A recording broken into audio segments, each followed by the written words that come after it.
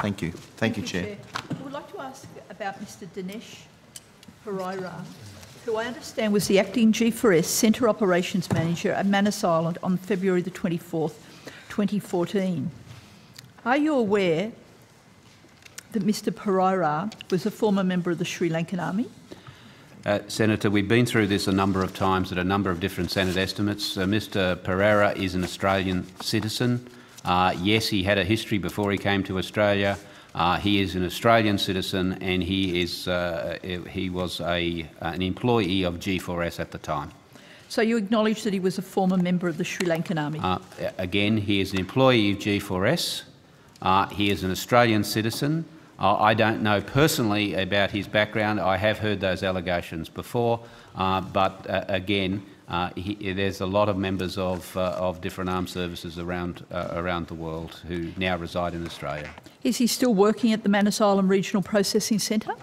He worked for G4S. I don't believe G4S don't work there anymore, and I don't believe he's transferred to Transfield, so I can't answer that. Is there a conflict or interest, or does it undermine the department's duty of care in the appointment of Mr Perera or somebody who has worked for a government that is a government where people are coming from that country to seek asylum here? Senator, I just don't agree with the premise of the question. It's a matter for G4S. They employed him at the time, but I will stress this individual was an Australian citizen. But what consideration has been given to ensuring that people with some association links to the military or the government in the countries from which asylum seekers have fled are not employed at detention centres? Well, again, Senator, this person was an Australian citizen. To become an Australian citizen, you go through quite a rigorous process. Again, it's an employee of G4S, so I don't know all of the details of his employment arrangements, but I keep going back to he is an Australian citizen. But how is it appropriate for people with histories in the militaries of source countries for refugees to work at detention centres? Senator, you're making a whole lot of assumptions in that statement, and I don't agree with the premise of the question. He is an Australian citizen, which means he has been here for a reasonably long period of time and has been through the vetting processes of this country. He is not an employee of the government. He is an employee of a service provider. You know, I don't know any. I have not heard of, and I have not seen any evidence of allegations that he did anything inappropriate in a past life. But in the context of the work that is undertaken by service providers, clearly the department has the overarching responsibility here, and to bring people together where you have people fleeing from a country. For reasons that we know is often associated with torture, the terrible things that can happen in war, with people who could have been part of the military, the government that was perpetrating that. Surely that is something that you would need to consider. Has consideration been given to this conflict or this contradiction, however we want to describe it, that can arise in the management of your centres? Well, do you have an obligation for who contractors employ?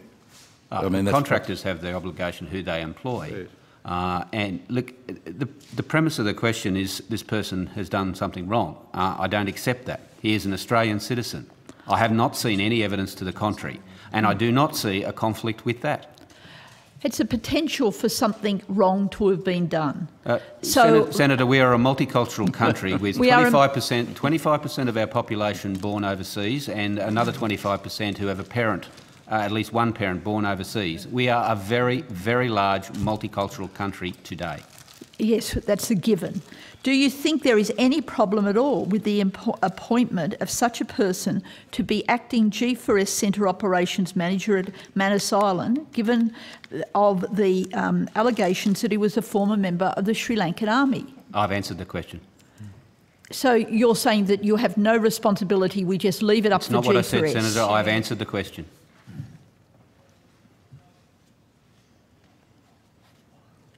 Anything else, Senator Rhiannon? So do you have any information about his role with any ongoing role that Mr Perera has with detention centres? As I've said, I have no understanding of his history. I have no understanding of his role. He is not working, as far as I am aware, anywhere in our service. I can check, but he was an employee of G4S. G4S no longer are employed at Manus, so I have no further comment. So could you take that on notice? So you said you check, so will you take that on notice? I can check, but I'm pretty sure he doesn't work for me. Okay, so but I'm asking... what I'm saying to you is I don't believe he works on Manus. I will check that again.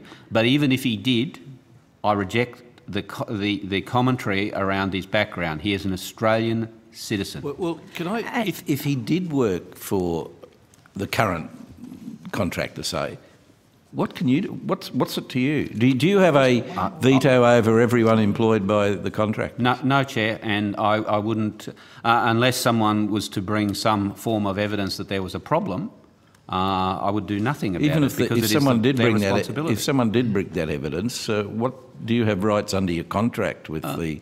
No, I'd take it to G4S and ask them to investigate and come up with an outcome. That would be the outcome. Clearly, if someone had come to me with, some outrageous allegations about one of my staff who worked in that environment, I would take strong action.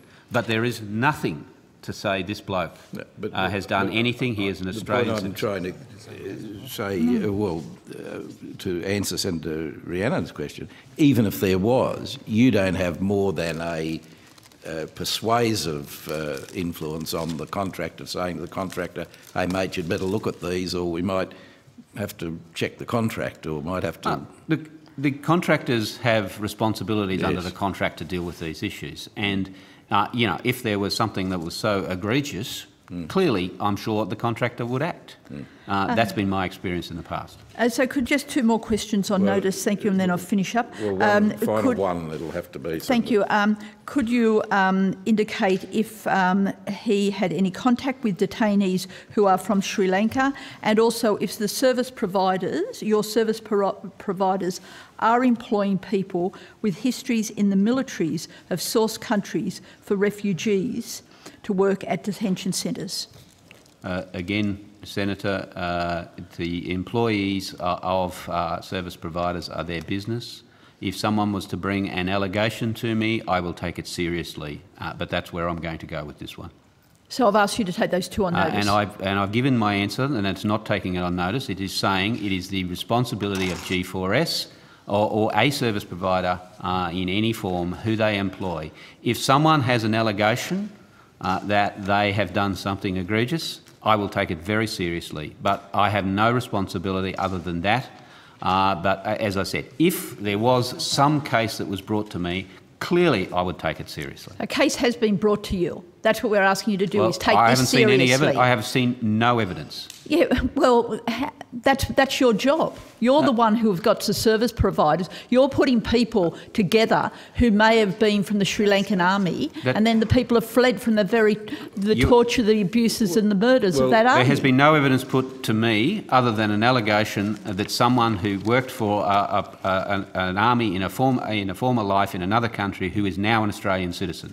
It starts to sound like an excuse. Well, Senator Rhiannon, if you have some evidence, can I suggest that you privately approach Mr Bowles with perhaps written allegation and evidence that's needed, and I'm sure Mr Bowles would take it up. I can be helpful on that, but Senator Singh. Thank you, Chair. Mr Bowles, I want to go back to the Cornwall Review report. Yep.